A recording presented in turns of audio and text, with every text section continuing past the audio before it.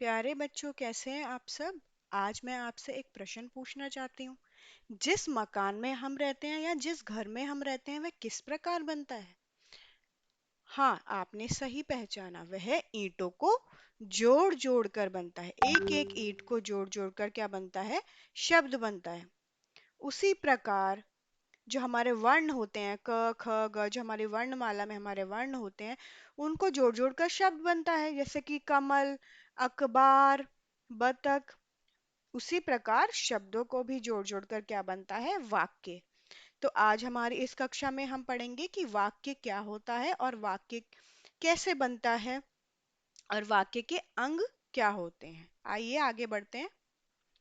शब्दों के सार्थक समूह को वाक्य कहते हैं। शब्दों का सार्थक समूह मतलब शब्दों को जोड़ जोड़ कर जब आप एक समूह बना लेते हैं तो उसको वाक्य कहते हैं, लेकिन उसका एक सही अर्थ होना चाहिए। एक सार्थक अर्थ, एक सही मतलब निकलना चाहिए। जैसे कि घूम रहा है शेर जंगल में।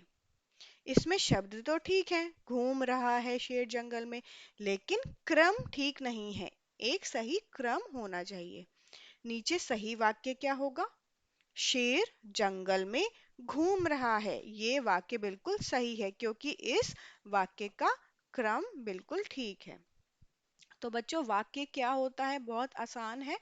शब्दों को जोड़ जोड़ कर वाक्य बनाते हैं जिसका एक सही अर्थ होना चाहिए, सही मतलब निकलना चाहिए, और आपके शब्द भी ठीक होने चाहिए। ठीक है। जैसे कि अगर आपने लिख दिया है मंगल टंगल जंगल मंगल, तो ये तो शब्द बिल्कुल सार्थक नहीं है। इनका तो कोई अर्थ नहीं है, इनका तो कोई मतलब नहीं है। तो सही मतलब, सही शब्द के समूह को ही और सही जब आप क्रम में लगाओगे तो उसी को वाक्य बोलते हैं। वाक्य को सही क्रम में लगाओ। जैसे कि केला खाता राम है, ये वाक्य में शब्द ठीक हैं, लिखे भी ठीक हैं, लेकिन इनका क्रम गलत है। राम केला खाता है, सही वाक्य है। फल खरीद माता रही जी हैं, ये वाक्य भी गलत है। इसको सही करके कैसे लिखेंगे, माता जी फल खरीद रही हैं। जब हम अपना वाक्य खत्म करते हैं, वाक्य के अंत में हम पूर्ण विराम लगाते हैं, या फिर अगर आप प्रश्न पूछ रहे हैं तो आप प्रश्न चिन्ह लगाइएगा। जैसे कि मेरा वाक्य है राम गाजर खाता है, तो ये मेरा वाक्य है। ठीक है। तो इसके आगे जब अंत में जब वाक्य खत्म हो जाएगा मैं क्या लगाऊंगी, पूर्ण विराम। अगर मैं किसी से प्रश्न पूछ रही हूँ कि तुम क्या खाते हो, तुम्हें क्या खाना पसंद है, तो मैं प्रश्न पूछ रही हूँ, तो उसके आगे आप क्या लगाओगे, प्रश्न चिन्ह। वाक्यों के अलग अलग रूप होते हैं, वो हम अगली वीडियो में पढ़ेंगे। इस वीडियो में हम सिर्फ ये पढ़ेंगे कि वाक्य कैसे बनता है और वाक्य के अंग क्या होते हैं।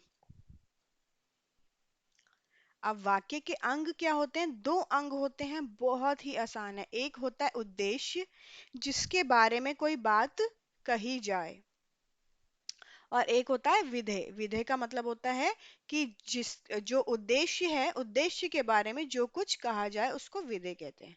तो उद्देश्य क्या होता है, जिसके बारे में कोई बात कही जा रही है, और विधेय उद्देश्य के बारे में बताता है। विधेय क्या बताता है, उद्देश्य के बारे में। जैसे कि रानी दूध पी रही है, नीचे वाक्य है रानी दूध पी रही है, तो रानी उद्देश्य है क्योंकि रानी के बारे में ही बात कही जा रही है। दूध पी रही है, कौन दूध पी रही है, रानी। तो जो उद्देश्य के बारे में बता रहा है उसको विधेय बोलते हैं। तो हमारे दो अंग हैं वाक्य के, एक उद्देश्य और एक विधेय। इंग्लिश में भी होता है सेंटेंसेस सब्जेक्ट और प्रेडिकेट। तो सब्जेक्ट यही है उद्देश्य, और प्रेडिकेट हमारा विधेय को बोलते हैं हिंदी में। ठीक है। तो जिसके बारे में वाक्य है उसको उद्देश्य, जैसे कि रानी, और रानी के बारे में यानी कि उद्देश्य के बारे में अगर कुछ बताया जा रहा है तो वो विधेय है। एक दूसरा हम उदाहरण लेते हैं, खरगोश गाजर खा रहा है।